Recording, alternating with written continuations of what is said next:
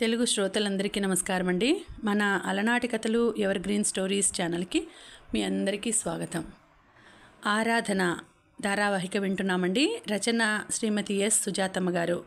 ఇక ఆలస్యం చేయకుండా మనం కథలోకి వెళ్ళిపోదామండి.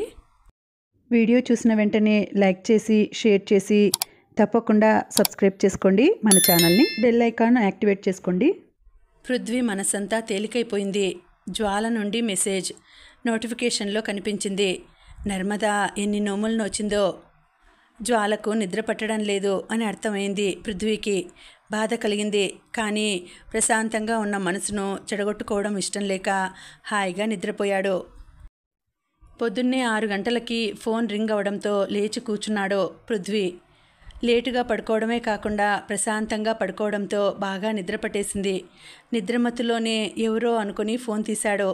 అప్పటికే 4 మిస్డ్ కాల్స్ ఉన్నాయి నర్మద నుండి. కళ్ళు నులుముకుంటూ రింగ్ చేశాడు. ఒక్క రింగ్కే ఫోన్ తీసింది. ఎన్నిసార్లు చేయాలి బావా? గొంతులో కావలసినంత అసహనం ఉంది. సారీ, బాగా నిద్ర పట్టేసింది.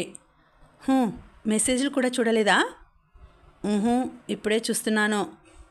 ఇంకెందుకు, బయటకు రా. ఓ గాడ్, వచ్చేసావా? మంచం మీద నుండి ఒక్క ఉదుటున దిగి బయటకు నడిచాడు. అప్పుడే గేట్ తీస్తున్నది పని మనిషి. ఫోన్ మాట్లాడుతూనే బయటకు నడిచాడు. నర్మద కనిపించలేదు. ఎక్కడున్నావు అడిగాడు. రోడ్డుపైకి రా. వస్తూనే ఉన్నాను. ఎక్కడా? నాకే కారు కనిపించలేదు. కారులో కాదు, నడిచి. ఏంటి, బెర్మాడాతో నడిచి వచ్చేది నువ్వా? అప్పుడు గమనించుకున్నాడు పృథ్వీ తన్ను తాను. నర్మద తనని ఎప్పుడూ ఇలా చూడలేదు. అవును అన్నాడు. బయటకు వెళ్ళాలి బావా, కారులో వచ్చేయి. కారు నిన్న నాన్నకిచ్చాను. కీస్ ఆయన దగ్గరే ఉన్నాయి. ఇప్పుడు ఆయన నిద్రపోతున్నారు. మరి మనం బయటకు వెళ్ళాలంటే ఎలా? ఇప్పుడు ఎందుకు? అసలు నిన్ను ఎవరు రమ్మన్నారు? చిపో, ఫోన్ పెట్టేసింది. విసుక్కుని చుట్టుపక్కల గమనిస్తూ ముందుకు వచ్చాడు. గులాబీ రంగు చీరలో వచ్చింది. కనిపించింది. ఇంత చక్కగా రెడీ అయ్యి ఒంటరిగా పొద్దున్నే వస్తే ఎలా? ఏమాత్రం భయం లేదు. చిరుకోపంగా అనుకున్నాడు. గబగబా నడిచి వెళ్ళి, నీకెందుకంత కోపం అడిగాడు. నేను నీకోసం అంత దూరం నుండి వస్తే ఎందుకు అని అడిగితే కోపం రాదా? నీకెన్నిసార్లు చెప్పాను నేను? ఒంటరిగా రావద్దు, నాకు ఫోన్ చెయ్యి, వస్తాను అని. అంతే చిరాగ్గా అన్నాడు. మా ఊరు నుండి మార్కెట్కు వస్తారు, ఆ ఆటోలో వచ్చాను, ఇబ్బంది ఏమీ లేదు అన్నట్టుగా అంది. అయినా సరే నర్మదా, చీకట్లో రావద్దు. ఇక్కడి వరకు దించి వెళ్ళాడు బావా. అమ్మకు కూడా చెప్పే వచ్చాను. కనీసం అత్తయ్యన నాకు ఫోన్ చేసి ఉండాల్సిందే. నేను 4 సార్లు చేస్తేనే నువ్వు ఫోన్ తీయలేదు. చెప్పా కదా, బాగా నిద్ర పట్టింది అని కాసేపు ఆగి ఉండాల్సింది. బొంగమూతి పెట్టుకుంది నర్మదా. నువ్వు తిరగకూడదని రావద్దనడం లేదు, ఇబ్బంది పడకూడదు అని నా ఉద్దేశం. అంత చీకట్లో ఏం అవసరం ఉంది? రాత్రే చెప్పి ఉంటే వస్తాను కదా. నేను వెళ్ళిపోతానులే. ఈ అలకలకు ఏమీ తక్కువ ఉండదు. నెత్తిన చిన్నగా ముట్టాడు. నవ్వి తన కుడి చేయిని పృథ్వీ ఎడమ చేతి చంక కింద పోనిచ్చి చేతిలో చెయ్యేసి గట్టిగా పట్టుకొని రా వెళ్దాం అంది. చుట్టుపక్కల ఎవరూ లేరు. కానీ నడి రోడ్డుపై చనువుగా పట్టుకోగానే సిగ్గనిపించింది పృథ్వీకి. టీషర్ట్ 3/4 ఈ కాలం కామన్ అయినా పృథ్వీకి అలాంటివి అలవాట్లేదు. లోపలికి రా, బ్రష్ చేసుకొని రెడీ అయ్యి వస్తాను అన్నాడు. అమ్మో, అలా రాకూడదు. ఇలా రావచ్చా? చురుగ్గా చూసింది. మరి నేను ఎలా బయటకు రాను? ఆటోలో బయలుదేరినప్పటి నుంచి ఫోన్ చేస్తున్నాను. రెడీ అయ్యేటప్పుడే రింగ్ ఇచ్చి మెసేజ్ పెట్టాను. బుంగమూతి పెట్టి చిన్నపిల్లలా మాట్లాడుతుంటే తట్టుకోలేక చటుక్కున చెయ్యి పట్టుకున్నాడు. చెప్పాగా నిద్ర పట్టిందని అన్నాడు చేతిలో చెయ్యి వేసి. సరే పదా. చేతిలో పర్సు కూడా లేదు. ఎక్కడికి వెళ్ళాలి? నా దగ్గర 1000 రూపాయలున్నాయిలే గొప్పగా చెప్పింది. ఆ అన్న తీరుకు నవ్వాడు. సరిపోవా? నవ్వి, ఎందుకో ఎక్కడికో తెలిస్తే కదా సరిపోతాయో లేదో తెలిసేది. శిల్పారామంకి కానీ పార్కుకి కానీ వెళ్దాం. ఇప్పుడా? ఓపెన్ చేశారో లేదో.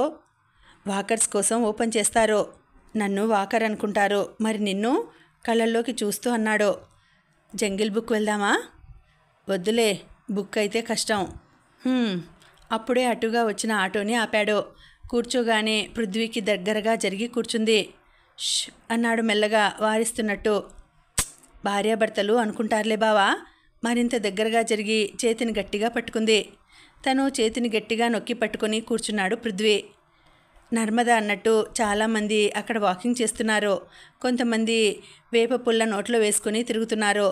నర్మద కింద పడ్డ ఒక కొమ్మ తీసుకుని ఒక పుల్ల ఇంచి పృథ్వీకిచ్చి చేసుకో అంది సరదాగా తలెగరేస్తూ. నా దగ్గర వాటర్ బాటిల్ ఉందిలే. నవ్వి నోట్లో వేసుకుని తోముతూ బోటింగ్ దగ్గరకు వెళ్ళి కూర్చున్నారు ఇద్దరు. నీళ్లు మురికిగా ఉన్న వాతావరణం ఆహ్లాదకరంగా ఉంది. ఎవ్వరూ లేకపోవడంతో ఆ ఏకాంతం పృథ్వీకి బాగా నచ్చింది. బావా, నీకోసమే మళ్ళీ ఈ చీర కట్టాను నవ్వాడు. నవ్వుతావేంటి? సున్నితంగా తోస్తూ పోట్లాడుతున్నట్టు ప్రశ్నించింది. నడుము చుట్టూ చెయ్యి పోనిచ్చి దగ్గరకు లాక్కున్నాడు. ముకులించుకుపోయినట్టుగా ఒదిగింది. మొదట్లో ఎంత వెంటపడ్డానో, దక్కవేమోనని భయంతో అస్సలు నిద్ర పట్టేది కాదు. చెవి దగ్గర గుసగుసలు పోయాడు. మరింతగా ఒదిగి చేత్తో గుండెలపై రాస్తూ, అప్పుడు నువ్వెవరో ఏమో అందుకని భయం, కానీ నీ గురించి తెలుసుకుంటూనే ఉన్నా, కానీ ఎందుకో భయం, మోసపోతానేమోనని. బావవని తెలిసాక చటుక్కున కళ్ళెత్తి పృథ్వీ కళ్ళల్లోకి చూసింది. ఆ కళ్ళల్లో ఆకాశమంత ప్రేమ గుండెల లోతుల్లోకి వెళ్తున్నట్టు ఆ చూపు. ఇద్దరి చూపులు ముడిపడ్డట్టు, కాలం ఆగినట్టు తెలియకనే పెదవులు కలుసుకున్నాయి, కళ్ళు మూసుకున్నాయి. తేనెటీగ పువ్వు మీద వాలినట్టు లోకాన్ని మర్చిపోయారు. నర్మద ముందు తేరుకొని దూరం జరిగింది. మళ్ళీ లాక్కోబోయాడు. ఎవరైనా చూస్తారు బావా, బాగోదు అనగానే ఉలిక్కిపడి పరిసరాలు గుర్తుకొచ్చి చుట్టూ చూశాడు. థ్యాంక్ గాడ్ ఎవ్వరూ లేరు అన్నాడు రిలీఫ్గా. ఏం కాదు, దొంగగా ఎక్కడో ఎవరో చూస్తూనే ఉంటారు అంది తల వంచుకొని సిగ్గుపడుతూ. అవును బావా, మేము అలాగే చేసేవాళ్ళం. నేరుగా చూస్తే పాపం ఇబ్బంది పడరు? సిగ్గులేదు? నేను అలాగే అనేదాన్ని, కానీ మా ఫ్రెండ్స్ ఊరుకునేవాళ్ళు కాదు. అలాగైతే ఇప్పుడు మనల్ని కూడా ఎవరైనా చూసుంటారంటావా? చూస్తే చూడని, చూసి కుళ్ళుకుంటారు. పిల్ల చేష్టలు అన్నాడు పృథ్వీ. ఏం కాదు, అయినా ఈ సమయంలో అంతా ముసలోళ్ళే వస్తారు, మనలాంటి వాళ్ళు రారు. మనలాంటి అని నన్ను కలపకు, నాకలాంటి ఇంట్రెస్ట్ లేదు, మీలా బరితెగింపు లేదు అన్నాడు కవ్విస్తున్నట్టు. నేనేం బరితెగించలా, మా ఫ్రెండ్స్ అన్నా కదా గునుస్తున్నట్టు అంది. ఇవన్నీ అత్తకు తెలుసా? నువ్వు మీ అమ్మకు చెప్తావా ఇలాంటివి? నేను ఇలాంటి వాటికి దూరం. కోపంగా ఉడుక్కుంటూ చూసింది. గలగలా నవ్వాడు. వాచ్మెన్ కాబోలు అటు వచ్చాడు. అంకుల్, ఒక్కసారి ఫోన్ ఇస్తారా అడిగింది. ఏయ్, ఎందుకు అన్నాడు పృథ్వీ. పర్లేదులే బాబు, పాపం ఇంట్లో చెప్పకుండా వచ్చి ఉంటుంది, వేరే ఫోన్తో ఏదో మాట్లాడతారు, వాళ్ళ సమస్యలు వాళ్ళకుంటాయి అన్నాడు వాచ్మెన్ అది అతి సాధారణమైనట్టు. తెల్లమొహం వేసింది నర్మద. నవ్వు ఆపుకోలేక పొరబోయింది పృథ్వీకి. ఫోన్ ఇచ్చి వెళ్తున్న వాచ్మెన్ వైపు చెయ్యి విసిరింది. మన ఇద్దరినీ భార్యాభర్తలు అనుకుంటారన్నావు? నువ్వు నీటుగా వచ్చుంటే అనుకునేవాళ్ళు ముక్కు చిట్లిస్తూ అంది. ఇంతకు ఫోన్ ఎందుకు? నేను బరి తెగించాను అన్నావు కదా, మా అమ్మకు ఫోన్ చేసి కనుక్కో. ఛత్, ఏంటా పిల్ల చేష్టలు? సరదాగా బావా. నేను చేయను. నువ్వు చేయొద్దు, వేరే వాళ్ళలాగా మాట్లాడు. మీ అమ్మాయి పార్కులో ఎవరితోనో తిరుగుతోంది అని చెప్పు. ఎందుకలా? వద్దు వద్దు పో అయిష్టంగా అన్నాడు. ప్లీజ్ ప్లీజ్ ప్లీజ్ బావా బ్రతిమలాడింది.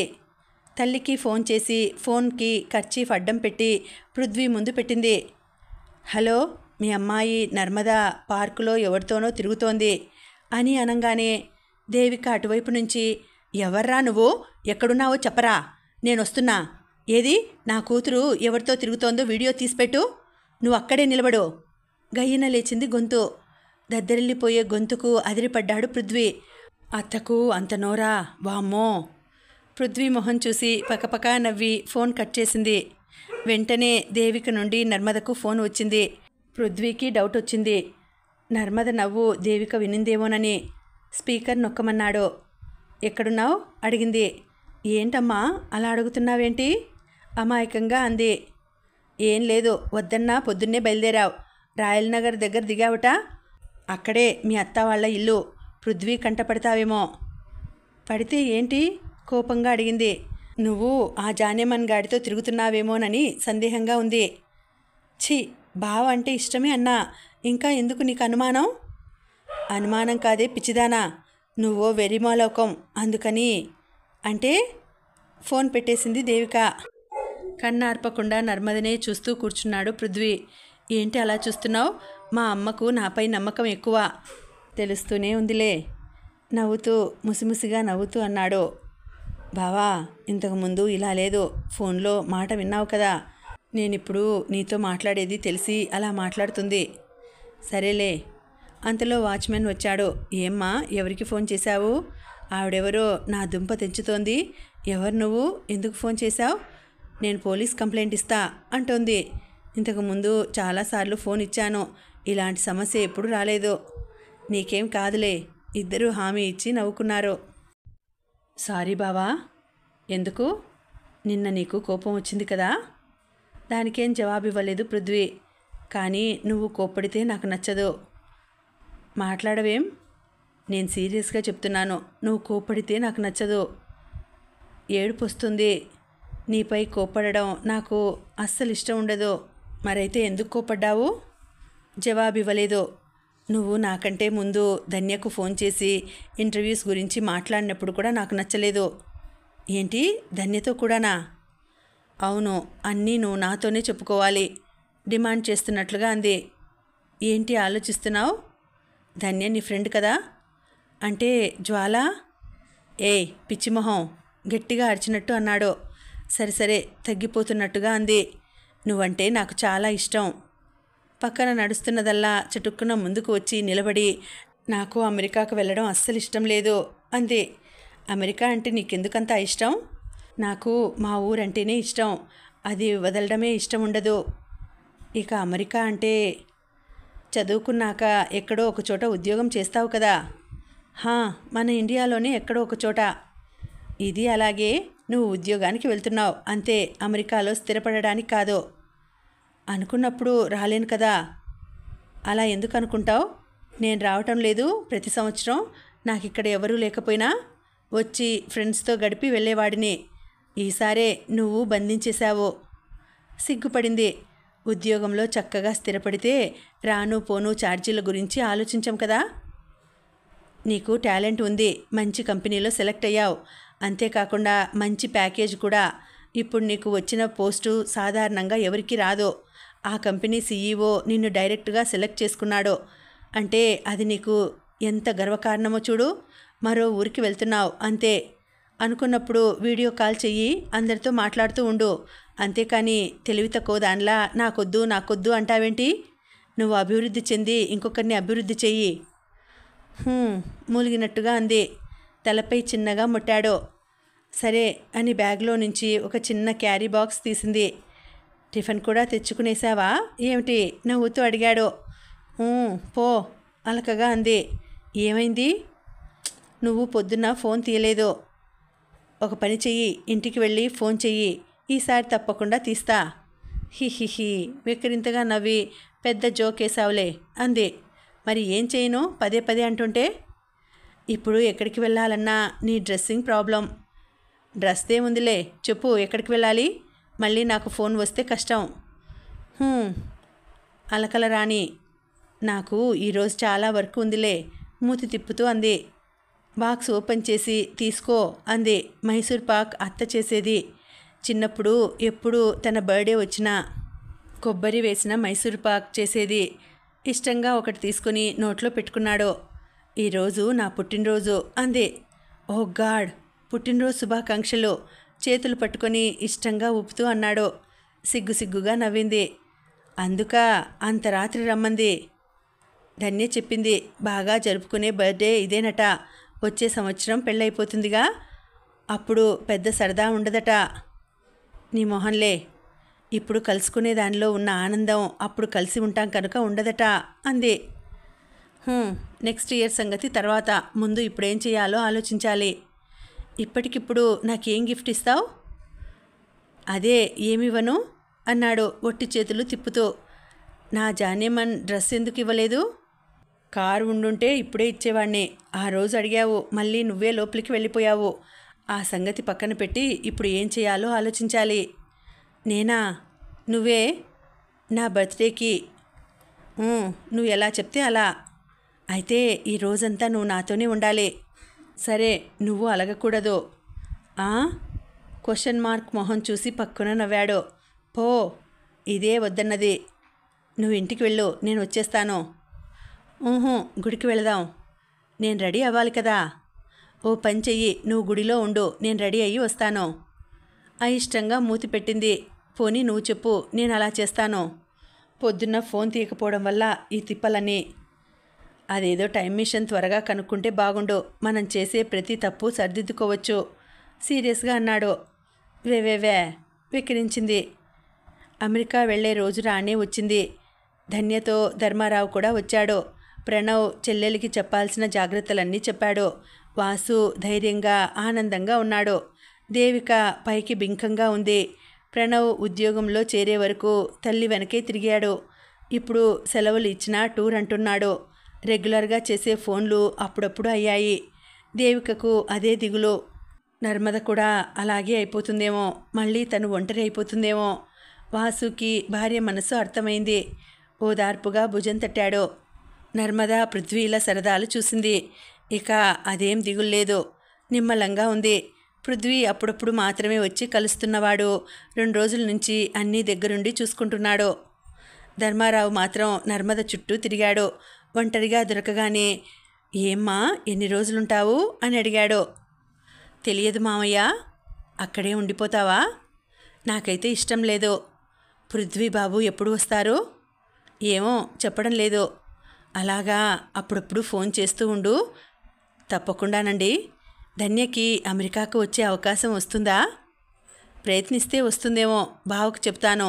ధన్య తోడు ఉంటే నాకు హాయిగా ఉండేది. అలాగే సంతోషంగా తల ఊపాడు. ధన్య అక్కడికి వచ్చి నవ్వుతూ మామయ్యకి వాళ్ళ అన్న జాడ తెలుసుకోవాలని ఆసక్తిగా ఉంది. అడ్రస్ ఉంటే ఇవ్వండి మామయ్య, కనుక్కుంటాను. భలేదానివే. మామయ్యకి వాళ్ళ అన్న అమెరికాకి వెళ్ళడమే తెలుసు. తర్వాత ఆయన వచ్చేశాడా లేదా, అక్కడే ఉన్నాడా, ఎక్కడున్నాడు అనే వివరాలు ఏమీ తెలియవు. అవునమ్మా, ఆయన ఉన్నారా లేరా, ఎలా ఉన్నాడో తెలుసుకుందామని. మేము ఆయన్ని మాకు ఇవ్వవలసిన ఆస్తుల గురించి అడగం, కానీ ఎక్కడున్నాడో ఎలా ఉన్నాడో తెలుసుకుందామని చాలా వినయంగా చెప్పాడు. ఆ చెప్పడంలో చాలా ఆతృత కనిపించింది. ధన్య నర్మదకు సైగ చేసింది. నువ్వేమీ పట్టించుకోకులే, వదిలేయి అన్నట్టుగా. 2 కార్లలో చెన్నై ఎయిర్పోర్టుకు చేరుకున్నారు. ఎయిర్పోర్టు దగ్గరికి శారద, కృష్ణమోహన్ కూడా వచ్చారు. దేవికకి చాలా సంతోషం కలిగింది. నర్మదకి ఫ్లైట్ ఎక్కడం ఇదే ఫస్ట్ టైం. అందరూ తిరుపతిలోనే ఆగిపోతారు. పృథ్వీతో కలిసి మాట్లాడుకుంటూ చెన్నైకి వెళ్ళవచ్చు అనుకుంది మొదట. కానీ పృథ్వీనే అందరినీ బయలుదేరదీశాడు. ఎంత నచ్చచెప్పినా నర్మద మొహం ఉత్సాహంగా లేదు. ఫ్లైట్ పొద్దున్న 3 గంటలకి, కానీ చెక్కింగ్ ఇంకా ఏవో ఫార్మాలిటీస్ కోసం రాత్రి 10 గంటలకే చేరుకోవాలి. నర్మదను సరదాగా ఉంచడానికి అని పొద్దున్నే తీసుకుని వచ్చి చెన్నైలో బీచ్కి తీసుకువెళ్ళి సంతోషంగా ఉండేలా చూసుకున్నాడు పృథ్వీ. తర్వాత సాయంత్రంగా అందరినీ రిటర్న్ పంపించేశాడు. రాత్రిళ్ళు ఎలా డ్రైవ్ చేస్తారు బావా? డైరెక్షన్ సెట్ చేసి పైలట్ హాయిగా నిద్రపోతాడు నవ్వుతూ అన్నాడు. వామ్మో! మొదట నాకు కూడా ఆశ్చర్యం వేసింది. తర్వాత అనిపించింది, ట్రాఫిక్ ఏముంటుందని కంగారు పడాలి. వేరే విమానాలు ఏవి రావా? వస్తాయి, వాటి సిగ్నల్స్ వాటికి ఉంటాయి. ఓహో, అక్కడికి వెళ్ళాక నేను ఎలా వెళ్ళాలి? చెప్పాను కదా, రిసీవ్ చేసుకోవడానికి వస్తారు. నీ రూము, ఆఫీస్ చూపెడతారు.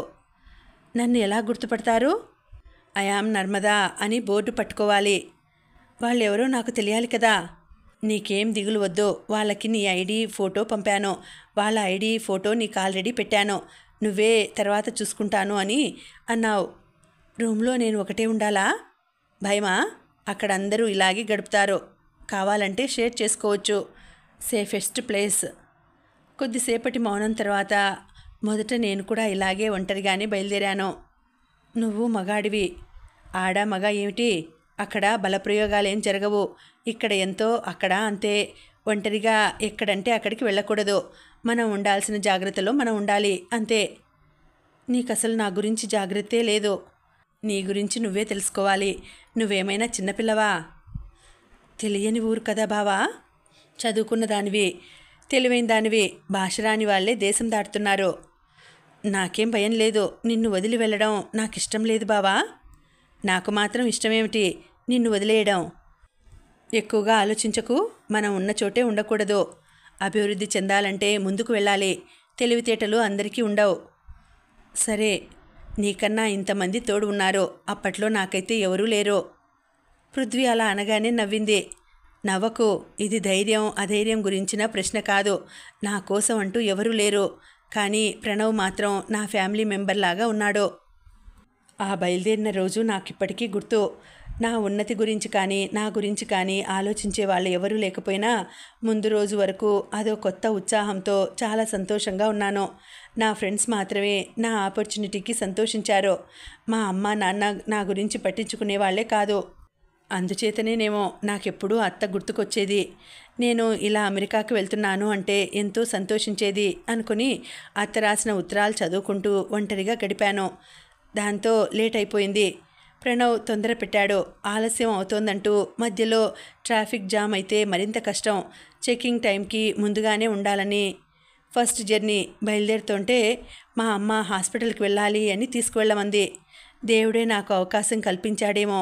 అప్పుడు హాస్పిటల్ దగ్గర అత్తను చూశాను. కొన్ని సంవత్సరాల తర్వాత, దాదాపు 11 సంవత్సరాలు. నా ఆనందానికి హద్దు లేదు. కానీ ఆ ఆనందం క్షణికమే. అత్త చాలా దీనస్థితిలో ఉంది. మామకు యాక్సిడెంట్ జరిగి బెడ్పై ఉన్నాడు. అలాంటి పరిస్థితుల్లో అత్తను చుట్టపు చూపుగా పలకరించి నేను వెళ్ళలేను. ఏం చేయాలో తోచక అత్త చేతిలో డబ్బులు పెట్టి వచ్చేశాను. ఎయిర్పోర్ట్లో ఒంటరిగా కూర్చున్నాను. అత్తను అలా వదిలి వచ్చానని దుఃఖం. ప్రయాణాన్ని ఆపుకోలేను. అమెరికాకు వెళ్ళాను అన్న మాటే గాని మళ్ళీ ఒంటరితనంతో దుఃఖంతో గడిపాను. అమ్మ అంటే అంత ఇష్టమా? నాకంటూ ఉండేది అత్త మాత్రమే. తను నేర్పిన జీవిత పాఠాలు నేనిప్పటికీ అనుసరిస్తాను. నువ్వు తన కూతురు కావడం నా అదృష్టం. అంత సమర్థురాలైన అత్తకి ఇలాంటి పిరికిపంద కూతురా? చివరిగా చాలా ఆశ్చర్యంగా అన్నాడు. ఏయ్, నేనేమి పిరికిపందని కాను. సరేలే, ఏమైనా తిందామా? తినబుద్ధి కావడం లేదు. ఫ్లైట్లో ఫుడ్ నచ్చకపోతే కష్టం. వాష్రూమ్కి వెళ్ళి వస్తాను. ఇంకా ఎంత టైం ఉంది?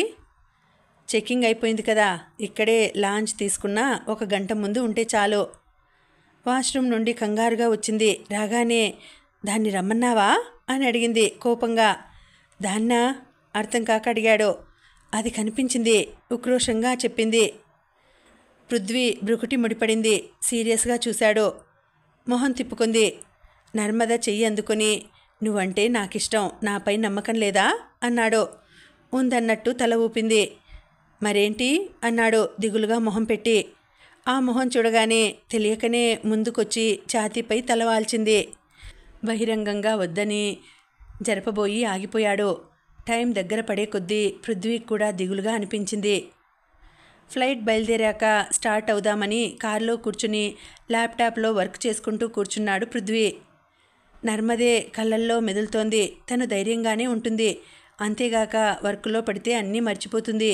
తనతో వస్తే ఓణి లేదా చీరే అవే కట్టుకుంటుంది. ఎయిర్పోర్ట్కి బయలుదేరేటప్పుడు కూడా చీరే కట్టుకుంది. తనే వద్దన్నాడు. అక్కడెవరూ చీర కట్టరు. జీన్స్ టాప్స్ వేసుకోమని. ఎందుకెయ్యాలి? వాళ్ళు మన కంట్రీకి వస్తే చీర కట్టుకొస్తారా? ఎదురు ప్రశ్నించింది. దానికి తన దగ్గర సమాధానం లేదు. కానీ ఇప్పుడు తలుచుకోగానే పెదవులు విచ్చుకున్నాయి. బట్టల కొరకని అస్సలు షాపింగ్ చేయలేదు. చుడీదార్స్, శారీస్ సర్దుకుంది. మోడ్రన్ డ్రెస్సెస్సే లేవు. ఇబ్బంది పడతావేమో, అక్కడ ఇవి కన్వీనియంట్ కాదేమో అన్నాడు. ఎందుకు కాదు? ఆఫీస్లో డ్రెస్ కోడ్ ఉందా? ఉన్నప్పుడు అదే వేస్తాలే. అప్పుడు వాళ్ళే ప్రొవైడ్ చేస్తారు నిర్లక్ష్యంగా అంది. నీ మాటేనా? బావ ఎందుకు చెప్తున్నాడో విను అన్నది అత్త. నీ అల్లుడి మాట నువ్వు విను. నువ్వు నా దగ్గరికి వచ్చినప్పుడు అలారా అంది వెటకారంగా. వాడంటేనే నీకు లెక్కలేదు. వాడి విలువ నీకిప్పుడు తెలీదులే రుసరుసలాడింది అత్త. అబ్బో, గొప్ప అల్లుడు. మూతి చేతులు తిప్పుతూ అని తన వైపు చూసి అత్తకు తెలియకుండా కన్ను కొట్టింది. భారతీయ సంస్కృతికి అంబాసిడర్లే అత్త తాను నవ్వుతూ అన్నాడు. ఈ ఆలోచనలతో వర్క్ చేయలేకపోయాడు. అంతలో ఫ్లైట్ స్టార్ట్ అవుతున్నట్లు అనౌన్స్మెంట్ వినిపించింది. ల్యాప్టాప్ క్లోజ్ చేసి డ్రైవింగ్ సీట్లోకి వచ్చాడు. అత్త నుంచి ఫోన్. బయలుదేరిందా అని. బయలుదేరింది. నేను బయలుదేరుతున్నాను అని చెప్పాడు.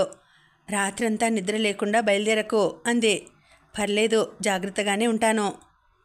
వద్దురా, నిన్న హడావిడిలో అనలేదు కానీ ఆ గ్రీన్ చొక్కా నీకు బాగుందిరా. అందరి దృష్టి పడుంటుంది. అందులోనూ అసలే నిద్ర లేదు. పొద్దున పూట చల్లగాలికి మంచి నిద్ర వచ్చేస్తుంది. మాట్లాడవేం? ఏం చేయాలా అని ఆలోచిస్తున్నా.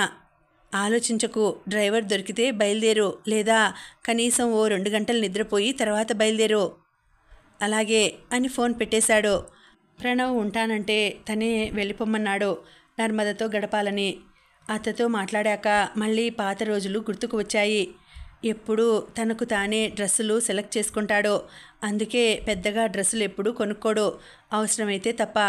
చిన్నప్పుడైతే అత్తే వదిన బాబుకి బట్టలు కావాలి అని మెల్లగా అడిగేది. అమ్మని అడిగి బట్టలు తెచ్చేది తప్ప తల్లిదండ్రులు ఏనాడు చెల్లికి తనకు బట్టలు తెచ్చేవాళ్ళు కాదు. ఈ బట్టలు బాగుంటాయి అని ముచ్చటపడి చూసుకున్న వాళ్ళు కాదు. అత్తే ఇందులో అలా ఉంటావు, అందులో ఇలా ఉంటావు అని ఇద్దరిని చూసుకుని ముచ్చటపడేది. ఇప్పుడు కూడా నిశ్చితార్థానికి బట్టలు కొనాలనే ఆలోచన తనకు కలగలేదు, తన తల్లిదండ్రులకు కలగలేదు. అత్తే తీసుకున్నావా లేదా, నన్ను రమ్మంటావా అని పదే పదే అడిగింది. ఈరోజు వేసుకున్న గ్రీన్ షర్ట్ కూడా అత్త సెలక్షనే. మరీ ఆడపిల్లల ఇలాంటి కలర్ ఏమిటి అని తను నసిగాడు. వెంటనే నర్మద కలగజేసుకుని, ఆడవాళ్ళ కలర్లు మగవాళ్ళ కలర్లు ఏంటి, మనకి నచ్చితే వేసుకోవాలి, నీకిది చాలా బాగుంటుంది బావా అని తల్లి ముందు గబుక్కున నోరు జారింది. అంతే, అత్త ఎంత మురిసిపోయిందని, నా బంగారు తల్లి చక్కగా చెప్పింది అని తన వైపు తిరిగి కనుసైగ చేసి, పృథ్వీ ఇది నువ్వు తప్పక తీసుకో, దానికి నచ్చిన కలర్ వేసుకుంటే నిన్ను బాగా ఇష్టపడుతుంది అని మెల్లగా తనకు సలహా ఇచ్చింది. ఒట్టి అమాయకురాలైన అత్త. అలా ఆలోచిస్తుంటే టక్ టక్ టక్ అన్న శబ్దం వచ్చి ఆలోచనల్లోంచి బయటకు వచ్చాడు. జ్వాల కారు పక్కన నిలబడి తడుతోంది. ఈ సమయంలో ఏంటి? వెంటనే తలుపు తెరిచి ఏంటిక్కడ అడిగాడు. నీకోసమే. ఈ సమయంలోనా? నర్మద వెళ్ళిన తర్వాత ప్రతిక్షణం నాదే అన్నావుగా. నర్మద అది కనిపించింది అన్న మాటలు గుర్తుకొచ్చాయి. నవ్వి చెయ్యి అందించాడు లోపలికి రమ్మని. రూమ్కొచ్చి ఫ్రెష్ అప్ అయింది నర్మద. ఫస్ట్ టైం అగ్రరాజ్యం క్రేజీ కంట్రీలో అడుగుపెట్టింది. ఆశ్చర్యంగా పరికించింది. శాన్ ఫ్రాన్సిస్కో చూడగానే డెవలప్డ్ సిటీ అని తెలుస్తోంది. ఒక మ్యూజియంను చూసినట్టు వింతగా చూసింది. ఇండియన్స్ చాలామంది కనిపిస్తున్నారు. వాళ్ళ వైపు నవ్వుతూ చూసింది. ప్రియంగా చెయ్యి ఊపింది. కొంతమంది రిసీవ్ చేసుకున్నారు, కొంతమంది మాత్రం చూసి చూడనట్టుగా వెళ్ళిపోయారు. బాధ అనిపించింది. All Indians are my brothers and sisters. 10 సంవత్సరాలు పాఠశాలలో వల్లె వేసింది. అందరూ చెప్పి ఉంటారు కదా, పరాయి దేశంలో కనపడితే నవ్వరే, చిచి అనుకుంది. పృథ్వీ పంపించిన వ్యక్తితో కారులో రెసిడెన్స్ ప్లేస్ చేరుకుంది. ఇండియాని వదిలిపెట్టి 2వ రోజు ఫోన్లో పృథ్వీతో మాట్లాడింది. ఇండియన్స్ తనను చూసి కొంతమంది నవ్వలేదు, కంప్లైంట్ చేసింది. పృథ్వీ నవ్వి, మన దేశంలో మాత్రం కనిపిస్తే తెలియని వాళ్ళని పలకరిస్తారా అడిగాడు. అలా కాదు బావా, మనం వేరే దేశం వచ్చాం కదా, దేశాభిమానం ఉండొద్దు? ఉండాలి ఖచ్చితంగా అన్నాడు. నేను మాత్రం అందరితో బాగుంటాను. జాగ్రత్తగా ఉండు. మంచి చెడుకు దేశాలతో పని లేదు, మనసుతోనే పని. అలాగే బావా, ఒక్కరు కూడా ఇక్కడ తెలుగు మాట్లాడటం లేదే. పృథ్వీ నవ్వి, అప్పుడే తొందరపడతావేంటి, మన తెలుగు వాళ్ళు ఎదురైతే మాట్లాడతారు. మా ఆఫీస్లో తెలుగు వాళ్ళు ఉన్నారా? ఇండియన్స్ 2 ఉన్నారు. మూగదానిలా ఉన్నాను. ఎందుకు, నీకు ఇంగ్లీష్ వచ్చు కదా. వస్తే అదేమైనా నా మాతృభాష, లేదా అనర్గళంగా మాట్లాడగలనా ఏమిటి? ప్రాబ్లం అయితే లేదు కదా. అలా కాదు బావా, ఒక్కరు కూడా మనకు దగ్గరగా అనిపించడం లేదు. పైగా నన్ను అదోలా చూశారు. అలా ఏం కాదులే, నీకు అలా అనిపిస్తూ ఉంటుంది. మొదటిసారి కదా, అక్కడ ఎవరిని పట్టించుకోరు. పట్టించుకోరా బాబోయ్, అందరూ బిజీగా ఉంటారు. ఇప్పుడంటే నువ్వు ఖాళీ, ఆలోచించడానికి సమయం ఉంది. రేపటి నుంచి నీకు కూడా సమయం ఉండదు మాట్లాడడానికి.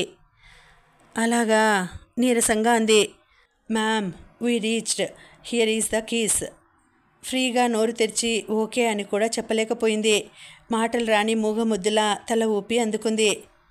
Introduction meeting at morning 9 okay. మూలిగినట్టు అంది. అడ్రస్ కార్డు చేతిలో పెట్టాడు. 2 రోజుల జర్నీ. India time 10 AM. అక్కడి టైం 11:30 PM. అందరితో మాట్లాడింది. ధన్య, ఇలాంటివేమీ ఆలోచించకు, అమెరికాకు వెళ్ళాలంటే అదృష్టం ఉండాలి అంది తేలిగ్గా. ఇంట్రడక్షన్ మీటింగ్లో మొత్తం 45 మెంబర్స్ పాల్గొన్నారు. అందరూ ఎవరిని వాళ్ళు ఇంట్రడ్యూస్ చేసుకొని సరదాగా తమ టాలెంట్ని 1 మినిట్లో పర్ఫార్మెన్స్ ఇచ్చారు. అమ్మాయిలు 15 మంది దాకా ఉన్నారు. నర్మద వంతు వచ్చింది. చుడీదార్ ధరించింది. ఎడంవైపు భుజం నుండి చున్నీ కుడివైపుగా వచ్చింది. పొడవుగా, సన్నగా, చక్కటి సౌష్ఠవంతో, వినమ్రంగా, చిరునవ్వుతో నిలబడింది. బెరుకు అనేది లేకుండా అందరి వైపు చూసింది. అందరూ అక్కడ ఒకే భాష మాట్లాడుతున్నారు. అది ఇంగ్లీషు. మరే ఇతర భాష ఉపయోగించలేదు. కానీ నర్మద అందరికీ నమస్కారం అంది, తెలుగులో తల వంచి నమస్కరిస్తూ. అందరూ ఏమన్నదో అర్థం కాక వింతగా చూశారు. ఒక ఇండియన్ మాత్రం చిరునవ్వుతో హాయ్ అన్నాడు విష్ చేస్తూ. అతడికి నమస్కారం మాత్రం తెలుసు. I know nobody understood my words, but I want to wish you heartfully that will possible with my mother tongue only. So again అందరికీ నమస్కారం. నేనేమన్నానో ఎవరికీ అర్థం కాలేదు కదూ, కానీ మిమ్మల్ని అందరినీ హృదయపూర్వకంగా విష్ చేయాలనుకుంటున్నాను. వేరే భాషలో చెప్పడం వలన అది హృదయపూర్వకంగా ఉండదు. అదే నా మాతృభాషలో చెబితే తృప్తిగా ఉంటుంది. అందుకని నా మాతృభాషలో చెప్పాను. అందుకే మళ్ళీ మీ అందరికీ నమస్కారం. వావ్! అందరూ క్లాప్స్ కొట్టి హ్యాట్స్ ఆఫ్ అన్నారు. I am proud to say that I am an Indian. I always go out of the way to show my Indianness. I never give up my culture, even in dreams. I always try to preserve it. Thank you. I know Indian classical dance and singing. నేను Indian అని చెప్పుకోవడానికి గర్విస్తున్నాను. నా భారతీయతను ప్రదర్శించడానికి వెనుకాడను. నా సంస్కృతిని కలలో కూడా వదలను. దానిని కాపాడడానికి ప్రయత్నిస్తూ ఉంటాను. నాకు భారతీయ శాస్త్రీయ నృత్యం వచ్చు, అలాగే పాడటం కూడా వచ్చు. పర్ఫామ్ అరిచారు. నవ్వి, the song is in Sanskrit. ఆ పాట సంస్కృతంలో ఉంటుంది అని. చందన చర్చిత నీల కళేభర అంటూ అభినయించింది. సగం మందికి పైగా సంతోషించారు. అందరికీ నర్మదా ఫ్లెక్సిబుల్ మూమెంట్స్ నచ్చాయి. ఓ ప్రత్యేకతను సంపాదించుకుంది. మొదటి రోజు అలా గడిచిపోయింది. రూమ్కొచ్చి తల్లిదండ్రులతో, ధన్యతో మాట్లాడింది. పృథ్వీతో చాటింగ్ చేసింది. పడుకునే ముందు పృథ్వీతో వీడియో కాల్ మాట్లాడి పడుకుంది. ఇంకా ఉందండి, కథ కొనసాగుతుంది. మళ్ళీ వచ్చే వీడియోలో తర్వాతి భాగం తెలుసుకుందామండి. అంతవరకు సెలవు. నమస్తే.